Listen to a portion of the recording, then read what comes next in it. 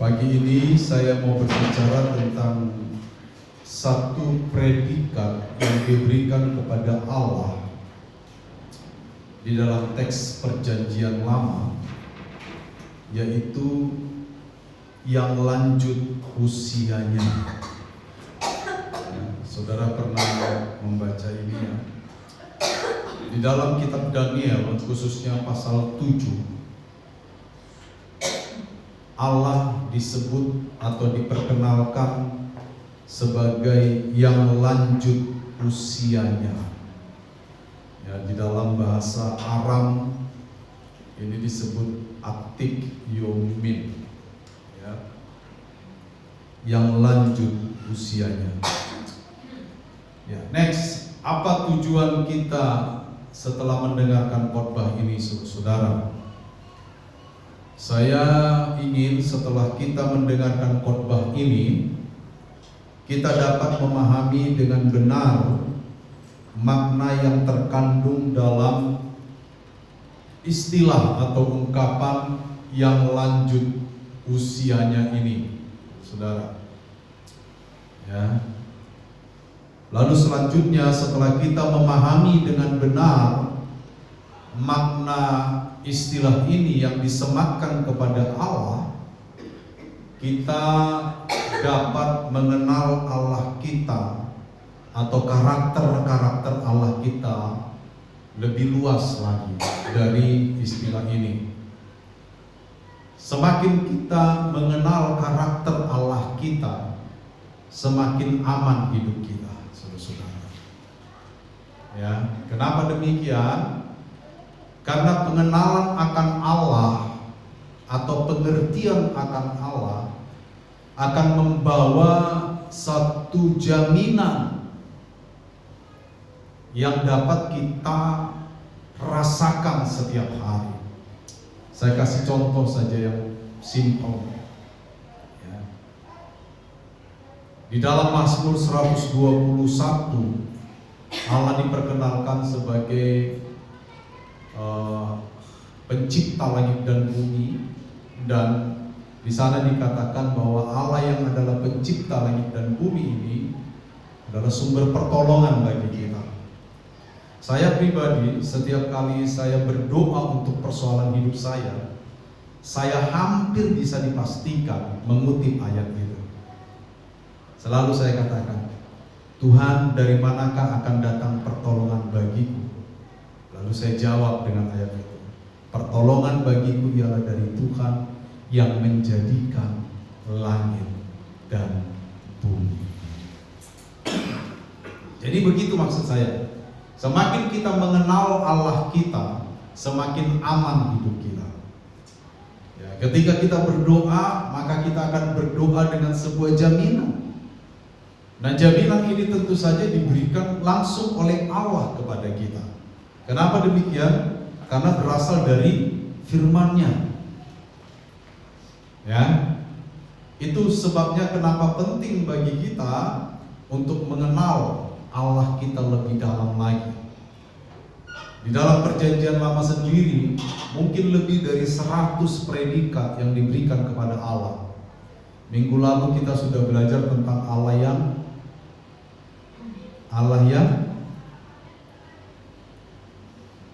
tahukah saya kasih permen? Allah yang cemburu. Saya pegang, saya kira ada permen, ternyata belum.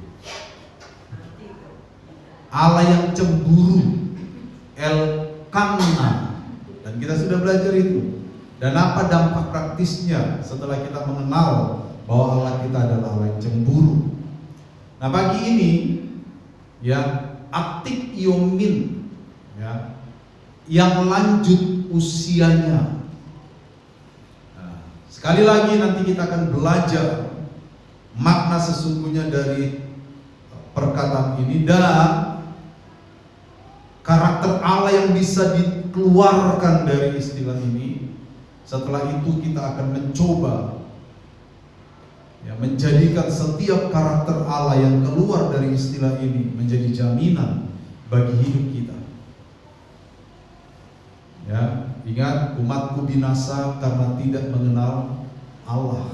maka kita harus terus mengenal Allah yang kita sembah. Jadi itu maksud dari khotbah ini, sederhana sekali. Ya, kita mengerti tentang makna yang benar dari kata atik yomin atau yang lanjut usianya. Lalu kita mengenal karakter Allah yang terkandung dalam istilah ini, sehingga setiap hari kita mendapatkan jaminan yang teguh terkait dengan karakter Allah yang kita kenal pagi ini, ya. Puji Tuhan. Kita buka dulu Alkitab kita, next ya, Daniel pasal 7 ayat 9. Mungkin salah satu boleh membaca, salah seorang. Daniel 7 ayat 9. Sementara aku terus melihat, tahta-tahta diletakkan, lalu berubah yang lanjut usianya. Pakaiannya putih seperti salju dan rambutnya bersih seperti bumi domba. Kursinya dari nyala api dengan roda-rodanya dari api yang berkobar-kobar. Iya. Nah, kalau kita membaca seluruh pasal 7, saudara-saudara, ya, seluruh pasal 7, maka ini adalah pasal di mana kitab Daniel memberikan kepada kita cerita tentang rangkaian penglihatan Daniel, rangkaian visi Daniel atau penglihatan supranatural yang dialami oleh Daniel pada waktu itu, saudara.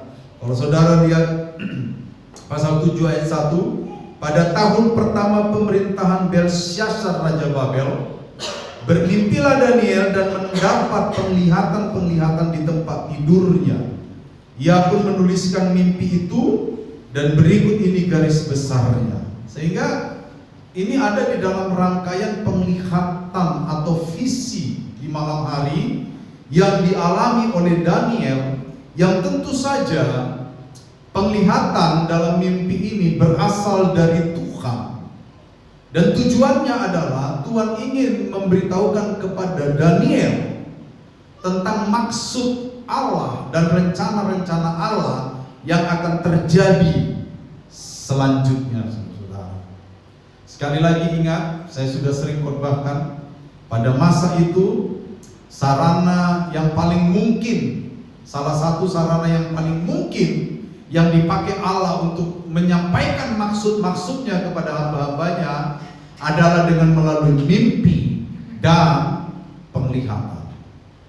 Kalau sekarang saya pikir sudah tidak, karena kita sudah punya Alkitab.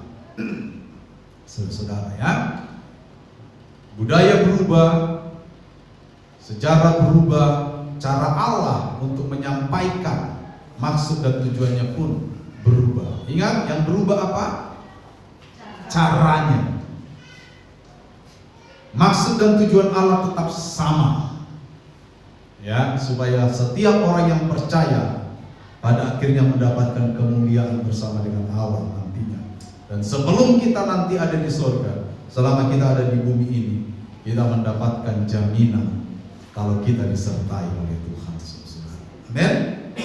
Jadi saudara-saudara, ayat ini muncul di tengah-tengah sebuah konteks di mana Allah memberikan penglihatan kepada Daniel.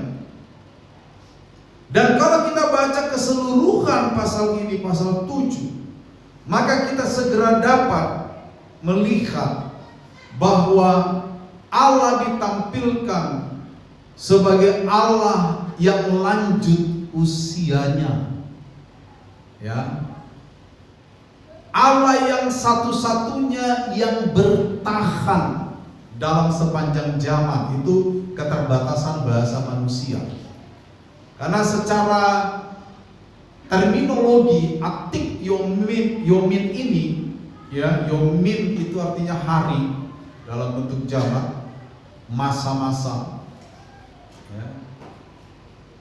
Itu artinya bisa dipahami sebagai satu-satunya yang bertahan melampaui segala zaman. Saudara mulai menangkap sini. Jadi satu-satunya yang bertahan melampaui segala zaman. Kalau satu-satunya yang bertahan melampaui segala zaman, saudara, maka Ini merujuk kepada sifat Allah yang kekal. Ya.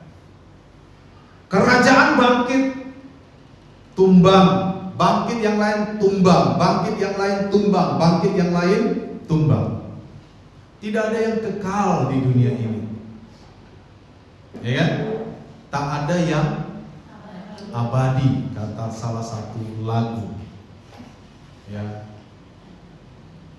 Tetapi Allah lebih daripada kata abadi. Allah memiliki sifat yang kekal. Bedanya kekal dan abadi saya sudah pernah beritahu.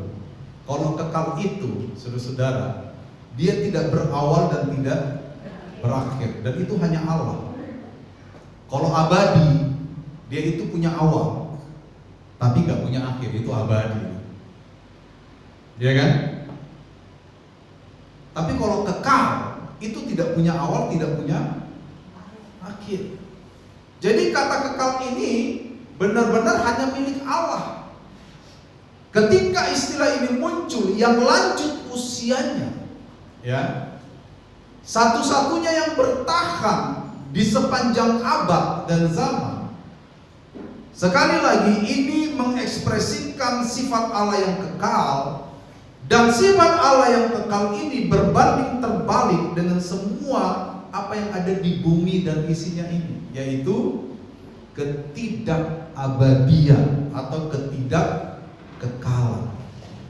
Jadi apa yang kita pelajari dari sini, saudara-saudara?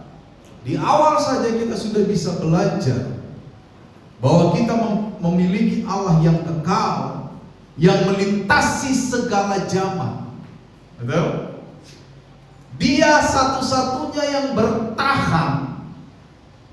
Dia tidak memiliki awal dan tidak memiliki akhir. Nanti kalau kita baca di kitab Wahyu ini muncul kan?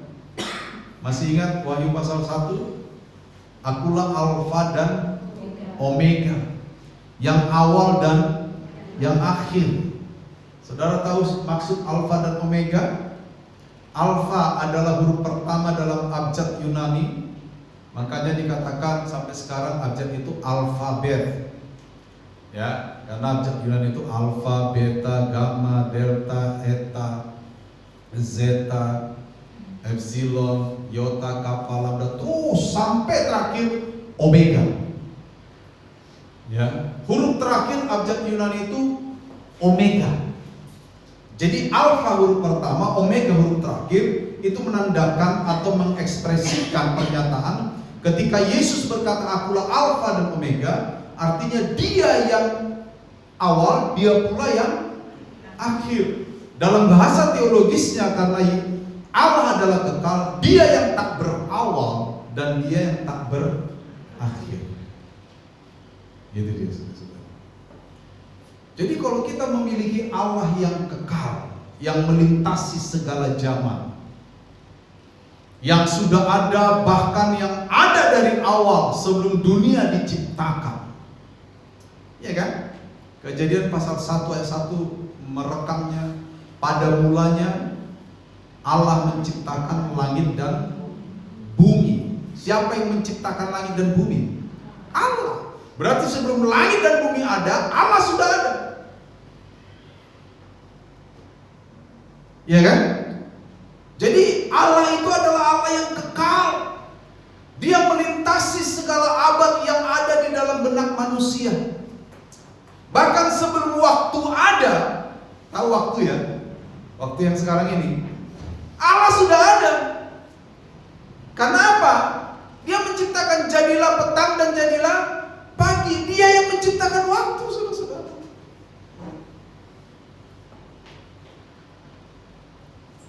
Waktu yang gelap disebut malam, waktu yang terang disebut siang. Dia yang menciptakan waktu.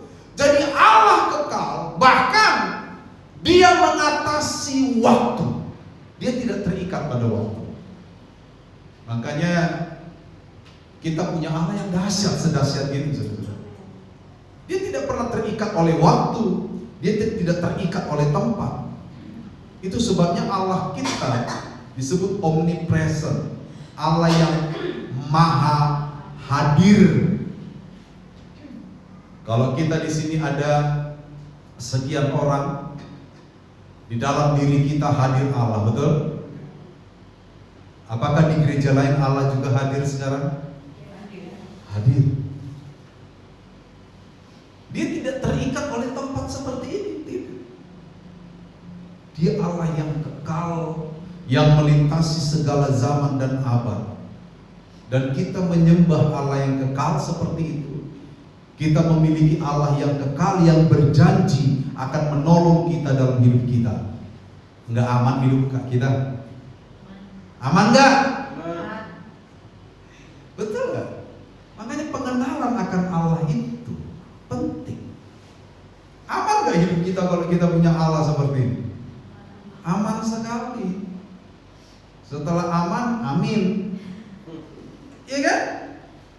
Sangat aman kita. Ya.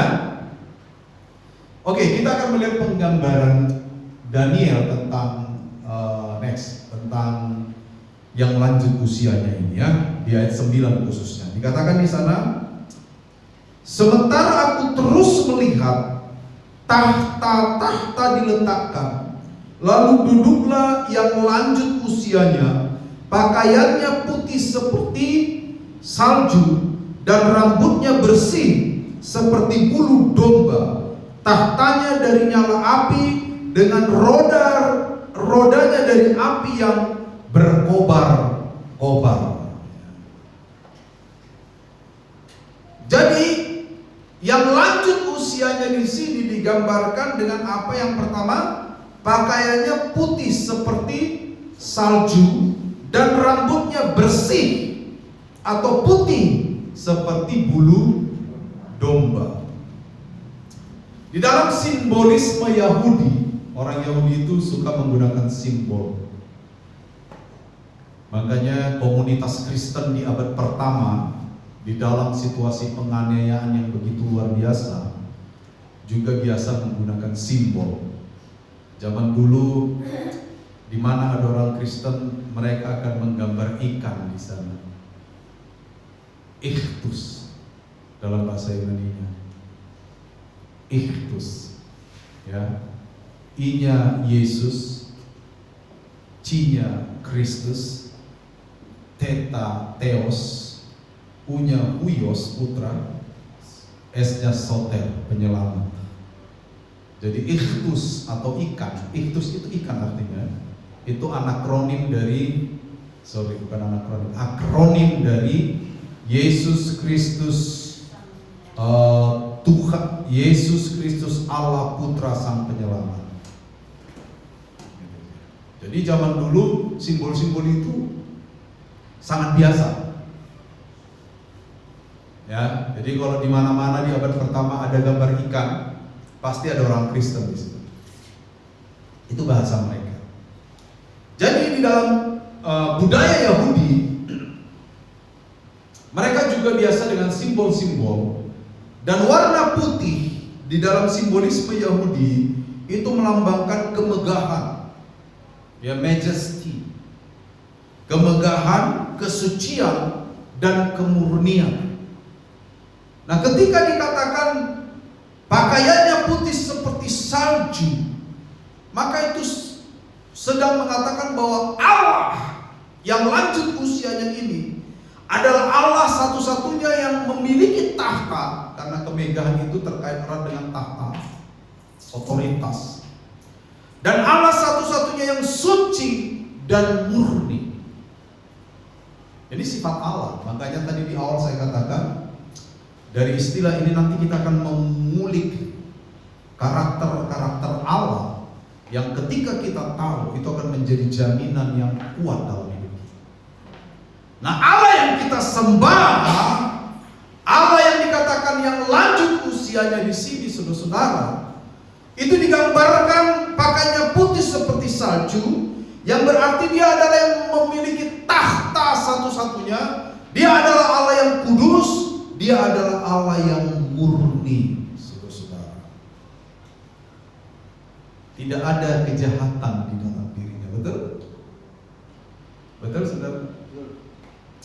Dalam perjanjian baru pernah dikatakan, sebab segala yang baik berasal dari atas dari Bapa segala terang. Padanya tidak ada sedikit pun, ya, tidak ada sedikit pun hal-hal yang buruk pada Tuhan itu tidak ada. Kalau kita punya Allah seperti ini, aman hidup kita? Aman? Aman Pak? Aman hidup kita. Tidak ada cacat celah loh pada Tuhan. Kita sering bercacat bercela, betul? Udah bercacat bercela, beria-ria. Allah tidak, saudara. Dia murni, dia kudus, dia bertahta di atas kemurnian dan kekudusan. Lalu dikatakan rambutnya putih seperti, bersih seperti bulu domba. Sama, bulu domba. Ya, ketika Yesaya diilhami oleh Roh Allah, mari kita berperkara, kata Tuhan. Sekalipun dosamu merah seperti, salah satunya apa? Kain kesumba, akan aku buat putih seperti bulu domba. Bulu domba itu juga perwakilan kemurnian dan kesucian. Iya kan? Jadi ketika dikatakan apa? Rambutnya putih seperti bulu domba, ya, itu juga menandakan bahwa Allah yang disebut di sini yang lanjut usianya adalah Allah yang kudus. Tapi warna putih terkait dengan rambut, itu adalah simbol hikmat. Zaman itu nggak sama dengan zaman sekarang ya, karena zaman sekarang rambut putih banyak didapat di salon. Tinggal ngecat aja, betul nggak? Bahkan sekarang ada hair planting itu yang putih-putih kan ditanam-tanam itu. Zaman dulu rambut yang putih itu berbicara tentang kematangan emosi. Rambut yang putih bicara tentang hikmat yang luar biasa yang dimiliki seseorang. Di dalam kitab Amsal, rambut putih juga digambarkan dengan kaitannya dengan hikmat. Orang tua yang memiliki uban. Zaman sekarang kan orang nggak mau berambut putih kan. Begitu rambutnya putih cabutin kan. Dicabutin, dicat pakai pewarna kan. Lebih suka rambut merah kan ketimbang putih ya. Dulu rambut putih itu berbicara tentang kematangan hikmat. Artinya seseorang yang dikatakan rambutnya putih, mereka adalah orang-orang yang tidak diragukan lagi hikmatnya. Tidak sembarangan.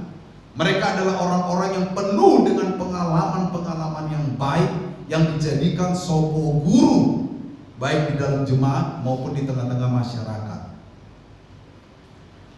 Yesus atau Allah kita, bahasa perjanjian baru Yesus ya, Allah kita yang lanjut usianya digambarkan sebagai yang memiliki rambut yang bersih putih. Artinya apa saudara?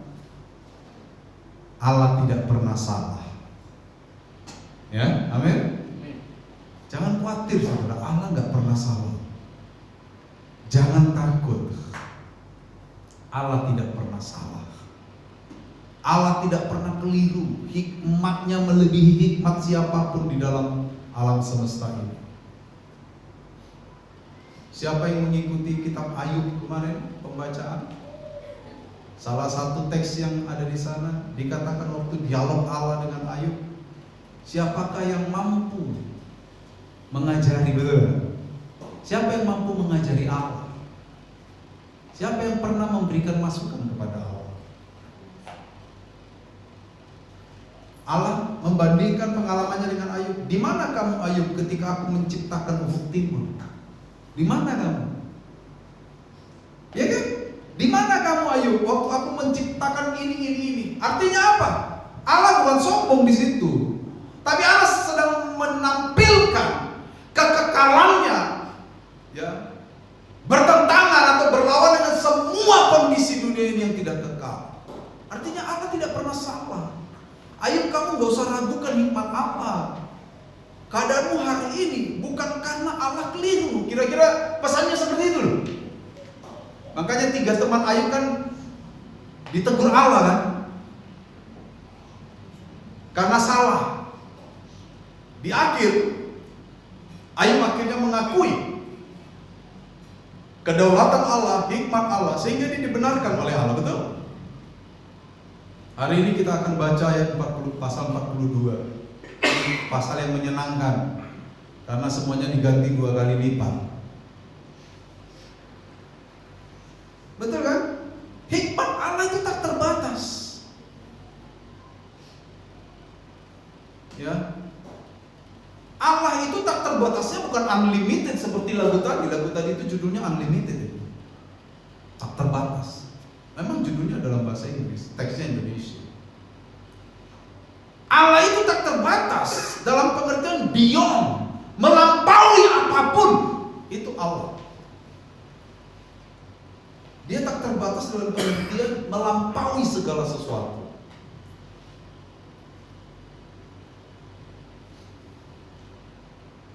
Hikmatnya melampaui segala sesuatu.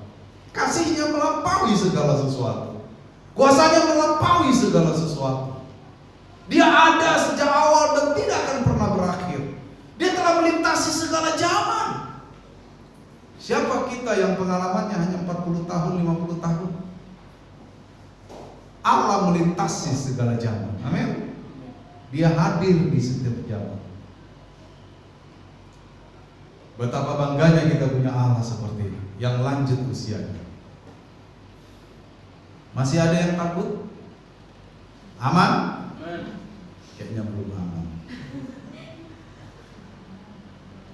Next. Digambarkan dia duduk di atas tahta, dari nyala api, roda-rodanya dari api yang berkobar-kobar. Saudaraku, api melambangkan penghakiman dan kuasa. Waktu Sadrak, Mesak, Abednego mau dihukum, mau dihakimi, dihukum pakai apa? Api. Murka Allah digambarkan oleh Alkitab sebagai api yang menghanguskan. Masih ingat itu kan? Jadi bukan berarti tiba-tiba api datang, bukan. Ini adalah istilah yang dipakai untuk menggambarkan bahwa penghakiman itu ada di tangan Tuhan. Tahta, Allah duduk di tahta yang dari nyala api. Tahta adalah simbol otoritas. Zaman dulu kalau seorang raja menunjuk dari tahta lalu menunjuk dengan tongkatnya, maka apapun yang diperintahkan harus dilakukan. Itu otoritas. Ya kan? Nyala api adalah penghakiman. Makanya penghakiman akhir pun digambarkan dengan menyebut api neraka. Jadi saudara, yang lanjut usianya ini adalah satu-satunya yang memiliki otoritas untuk menghakimi. Dia yang duduk di tahta, dan tahta itu terbuat dari nyala api. Roda-roda dari tahta itu nyala api yang berkobar-kobar. Allah adalah hakim.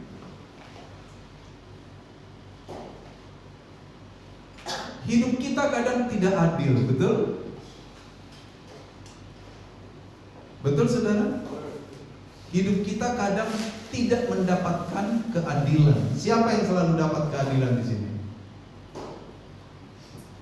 Kadang-kadang kita yang berbuat tidak adil, kadang-kadang kita yang kena dampak ketidakadilan. Betul nggak? Kita harus akui lah. Jangan ingat waktu Anda diperlakukan tidak adil saja, waktu Anda berbuat tidak adil juga harus diingat. Betul? Jangan cuma ingat waktu hakmu ditahan orang lain, waktu Anda menahan hak orang lain juga harus ingat. Iya kan? Jangan cuma ingat waktu hidupmu kecewa, walaupun Tuhan gak pantas dikecewain kan gitu kan. Ingat juga berapa kali kita kecewain Tuhan. Dunia ini memang tempatnya tidak adil. Tapi kalau kita percaya kepada Allah yang lanjut usianya ini, percaya bahwa Dialah satu-satunya Allah yang memiliki otoritas untuk menghakimi, hidup kita aman. Betul? Mulai sekarang kita harus belajar untuk terus mengandalkan Tuhan sebagai hakim di antara kita. Beberapa waktu lalu saya terkaget-kaget dengan saya mengikuti status satu orang, tapi bukan status di WA ya. Saya nggak pernah buka status orang di WA, di Facebook. Bukan status sebenarnya, TS ya. TS itu semacam thread yang di apa itu? Apa yang Anda pikirkan gitu. Saya ikuti dia kan. Wah, ini orang Kristen, saudara-saudara. Mungkin dia punya masalah kah dengan orang kampung atau apa, nggak tahu juga saya. Tapi kalau saya baca-baca mungkin dia punya masalah dengan tetangga atau apa. Saudara, wah habis pokoknya, habis. Bahasanya tuh udah nggak teratur, saudara. Mungkin saja secara realitas dia disakiti, bisa jadi, betul? Tapi sekali lagi, bukankah kita adalah orang-orang percaya, orang-orang yang sudah dibenarkan oleh Tuhan? Maka hakim yang harusnya memutuskan perkara secara rohani di dalam hidup kita adalah Allah. Amin. Sekuat apa kita bisa melawan orang lain? Sekuat apa jari-jari kita bisa maki-maki orang lain di media sosial, lalu kita menjadi bangga begitu? Yang ada orang lain tidak akan respect dengan kita, saudara. Nggak akan. Walaupun banyak yang komen like, semangat bos, itu cuma apa? Palsu. Ya. Hakim di antara kita adalah Tuhan. Apa yang di luar kendali kita itu ada dalam kendali Tuhan. Terlalu banyak dalam hidup kita itu di luar kendali kita. Sebaik apapun Anda tetap salah di mata para pembenci. Kata bijak dari Facebook. Iya, betul kan? Sebaik apapun Anda tetap buruk di mata para pembenci. Seburuk apapun Anda tetap dipuji oleh para penjilat. Seburuk apapun Anda, selama orang bisa mendapat keuntungan dari Anda pasti dijilat. Iya kan? Itu dunia, bos. Bos lagi. Itu dunia, jemaat. Itu dunia, guys. Ya, itu dunia. Supaya hidup kita aman apa? Jadikan Allah menjadi hakim yang berotoritas. Apakah makian orang perlu dibalas? Nih. Apakah tuduhan-tuduhan orang yang di luar kendali kita perlu dibalas? Nih. Saya bicara hal-hal yang di luar kendali kita ya. Ada juga yang dalam kendali kita. Misalnya nih, ada anak maki-maki bapaknya. Tangkap aja tuh anak.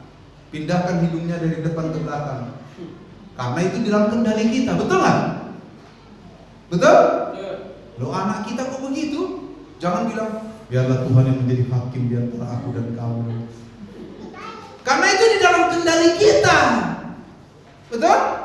Dan anak ini dalam tanggung jawab rohani kita loh. Kalau kita biarkan dia begitu, di masa depan. Semua yang saya katakan ini di luar kendali kita. Siapa yang bisa mengendalikan pikiran orang tentang saya? Ada? Enggak ada. Biarkan saja orang berpikir seperti itu.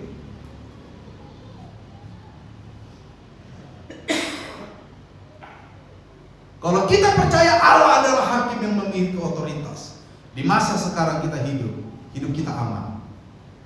Sebanyak apapun orang underestimate sama kita, merendahkan kita dan sebagainya, kalau itu di luar kendali kita, let it be. Biarin aja. Kenapa kita pusing? Betul? Jadi jemaat GCA tidak punya bahasa, kalau kamu lebih jahat kepada saya bisa 177 kali lebih jahat daripada kamu. Nggak boleh ya? Itu jemaat GCA itu bahasa terlarang. Nggak usah, buat apa? Kecuali itu dalam kendali kita. Misalnya pasangan kita maki-maki kita, dudukan dia, tegur dia, betul? Nah kalau orang lain, apalagi di media sosial, mau berkelahi kita, oh selesai. Jadi saudara, Allah adalah Allah yang memiliki otoritas untuk menghakimi. Jadi hidup kita aman, serahkan sama Tuhan hal-hal yang kita tidak bisa kendalikan. Ingat ya, semua yang tidak bisa kita kendalikan, serahkan sama Tuhan. Karena hanya Tuhan yang bisa mengendalikan. Amin. Sebab Allah kita yang lanjut usianya itu. Next. Ya. Yohanes di dalam kitab Wahyu pasal 1 memiliki penglihatan yang sama dengan Daniel. Kalau saudara nanti baca Wahyu pasal 1 mulai ayat 9 sampai ayat 20, ya, Yohanes menggambarkan tentang Yesus dengan cara yang sama. Coba buka Yohanes pasal 1. Wahyu pasal 1 mulai ayat 9. Penglihatan Yohanes di Patmos. Yang dilihat ini, aku Yohanes saudaramu yang dalam Yesus ikut serta dalam kesusahan, dalam kerajaan dan dalam ketekunan, berada di pulau yang bernama Patmos karena firman Allah dan kesaksian Yesus. Pada hari Tuhan aku dikuasai oleh Roh. Aku mendengar dari belakangku suatu suara yang nyaring seperti bunyi sangkakala, katanya, apa yang kau lihat, tuliskanlah di dalam sebuah kitab, kirimkanlah kepada ketujuh jemaat ini, Efesus, Smyrna, Pergamus, Tiatira, Sardis, Philadelphia, dan Laodikia. Lalu aku berpaling untuk melihat suara yang berbicara kepadaku. Setelah aku berpaling, aku melihat 7 kaki pelita dari emas. Di tengah-tengah kaki pelita itu ada seorang serupa anak manusia, berpakaian jubah yang panjangnya sampai di kaki, dan dadanya berlilitkan ikat pinggang dari emas. Kepala dan rambutnya putih seperti bulu domba, seputih salju, dan matanya bagaikan nyala api. Kakinya mengkilat bagaikan tembaga membara di dalam perapian. Suaranya bagaikan desau air bah. Sampai 20. Sama kan? Penggambaran Yohanes tentang Yesus sama dengan penggambaran Daniel tentang yang lanjut usianya. Jadi saudara, dari 2 penggambaran ini kita bisa menyimpulkan dengan lebih kuat bahwa yang lanjut usianya dalam kitab Daniel itu adalah Allah sendiri, dan berikutnya Yesus adalah Allah itu sendiri. Karena penggambaran untuk Yesus sama dengan penggambaran untuk Allah. Jadi kalau ada yang bilang Yesus bukan Allah, ke laut aja lu bilang. Yesus itu Allah. Dan kita sudah belajar. Jadi ketika zaman perjanjian baru atau zaman sekarang kita berkata Yesus, kita memanggil nama Yesus, itu sama dengan kita memahami Allah yang kita gambarkan.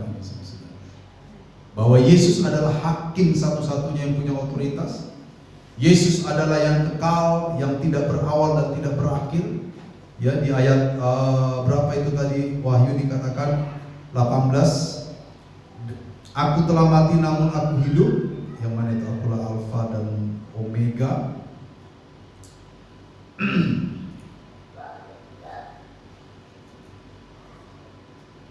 Ya, berapa itu ya? Oh, ini dia. Di ayat 17 ya. Ia meletakkan tangan kanannya di atasku lalu berkata, jangan takut, aku adalah yang awal dan yang akhir. Di teks lama dikatakan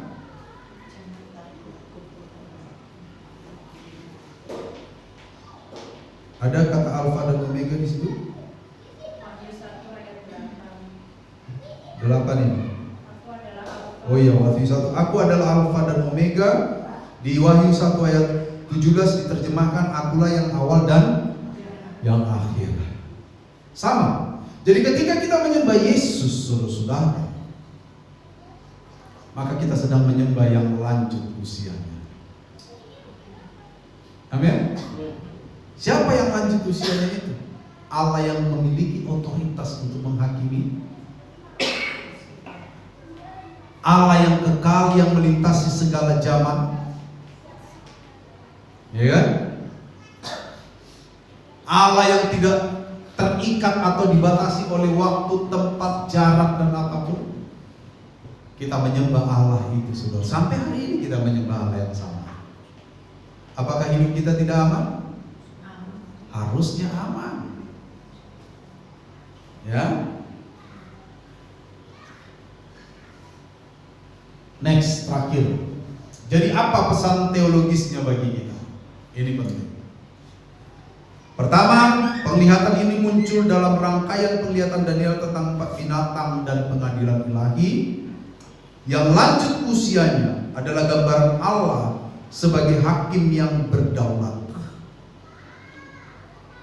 Kalau kita baca Daniel pasal 7 tadi sampai ayat 22, maka dikatakan di sana yang lanjut usianya itu memberi kemenangan. Dia memberikan kemenangan, saudara-saudara. Gelar ini yang lanjut usianya menekankan keabadian dan kebijaksanaan Allah, kekekalan lebih tepatnya, menekankan kekekalan dan kebijaksanaan Allah. Ya. Gelar ini menunjukkan otoritas tertinggi di dalam pengadilan surga. Hanya Allah yang punya otoritas mengadili. Jadi nanti saudara-saudara, ketika akhir zaman tiba, hidup kita akan dihakimi oleh Allah sendiri. Allah yang akan menjadi hakim atas kita. Selama kita hidup, jadikan Allah menjadi hakim atas kita. Apa yang di luar kendali kita, nggak usah repot-repot diurusin, ya kan? Gak usah nanti kalau ada yang nantang saudara, Sherlock bang, gue datangin nih, nggak perlu. Urusin apa yang ada di dalam kendali kita. Apa yang ada dalam kendali kita? Respon kita dalam kendali kita kan? Kita bisa memilih apakah berespon negatif atau positif. Itu dalam kendali kita. Hal-hal yang di luar kendali kita serahkan kepada pengadilan Allah. Karena Allah satu-satunya yang berotoritas mengadili. Terakhir sekali,